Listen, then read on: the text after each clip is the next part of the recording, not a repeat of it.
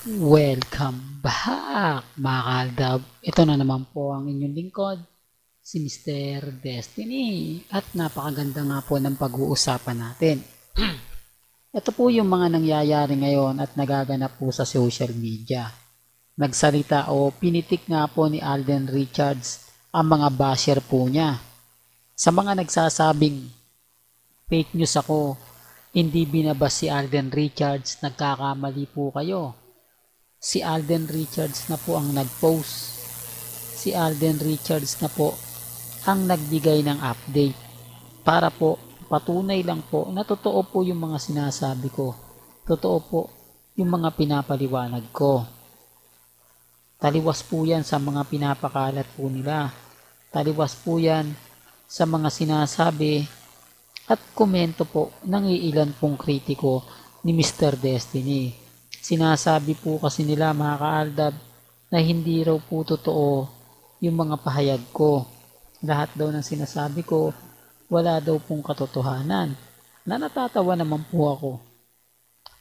Dahil nababasag sila eh. Ang kagandahan po nyon eh hindi si Alden Richards ang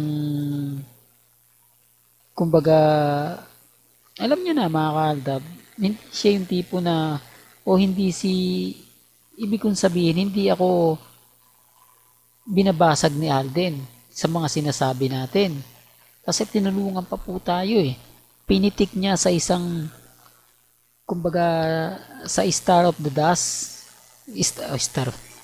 ano ba yan Mr. Destin, Star of the Floor eh pinitik niya po yung mga basher, di po ba? Alam nyo sa totoo lang po, bakit nga po ba si Alden lang ang binabash? Bakit hindi i-bash si Mengay o ang Itbulaga? Hindi po ba? Kaya nga sabi ko sa inyo mga kaaldab ako, masaya po ako.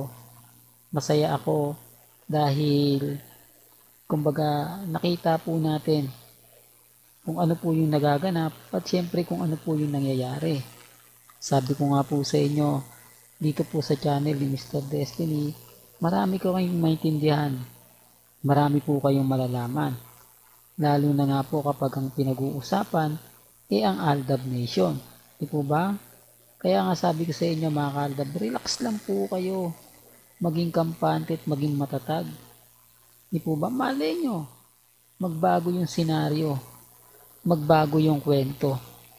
Yung ini-expect po natin na kumbaga update eh talagang umayon po para po sa atin. Di po ba?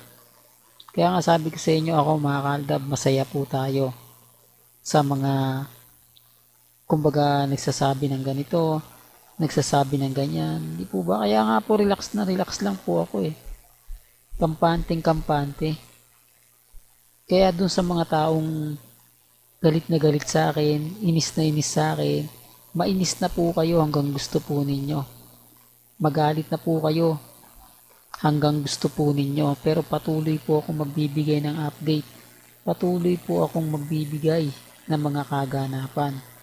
Lalong-lalo na nga po kina Mengay at kay Alden Richards. Kaya nga po kita nyo relax na relax lang ako. Kampanteng kampante. Hindi po ako natitinag at syempre never po tayong magpapatinag at never naman po talaga tayong magpapaapekto. Sa ngayon mga kaaldab, masasabi ko na ako po yung wagi. Ako po yung panalo. Dahil nakikita nyo naman po at ramdam naman po ninyo ang presensya ng Aldab Nation. Hindi po ba?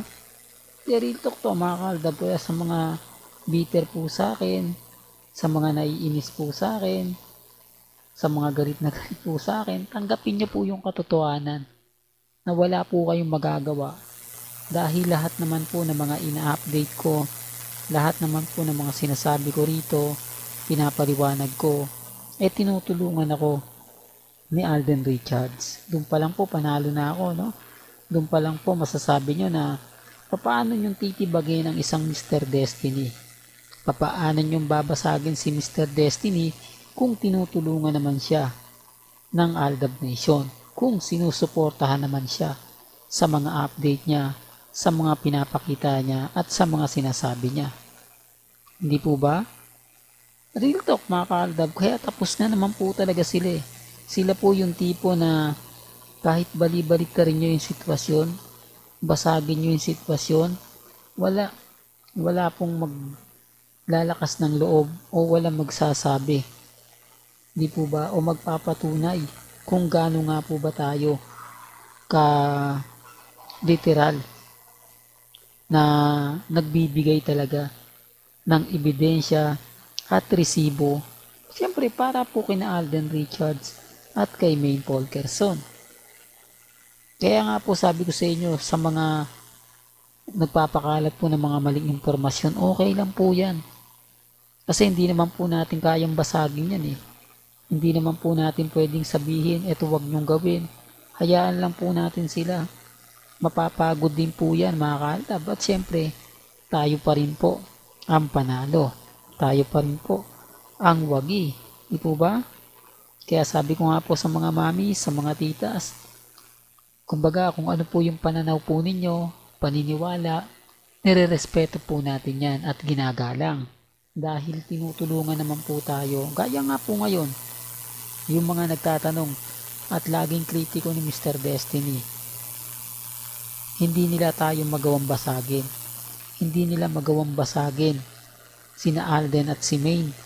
Kahit sabihin natin na kumbaga fake news tayo, wala raw katotohanan, kakampi pa rin po natin sila Mengay at si Alden. Doon pa lang po panalo na tayo eh. Doon pa lang po masasabi nyo na nawagay tayo. Di po ba? Pero syempre wala po tayo sa posisyon para ipilit yan. Wala po tayo sa posisyon para sabihin, pilitin na kumbaga gawin yung mga bagay-bagay po na alam naman po natin na hindi po pwede at hindi talaga mangyayari. Kaya lagi ko nire-remind sa inyo, darating din po yung panahon, tayo din po yung panalo. Hindi man ngayon, hindi man bukas, darating yan mga kaaldab. Antayin nyo lang po. Huwag po kayong mainip, huwag po kayong kumbaga magalit. Di po ba? Basta relax lang, kampante lang, dun lang tayo. Di po ba? Well, hanggang dito na lang po ang ating latest update. Kaya kung gusto nyo pa po ng pinaka-latest at sariwang update, abay lagi lang po kayong tututok dito po sa channel ni Mr. Destiny para updated po kayo sa mga bago at sa mga latest na i-upload po natin. Maya-maya lang. Hanggang sa muli, salamat po sa panonood at pakikinig.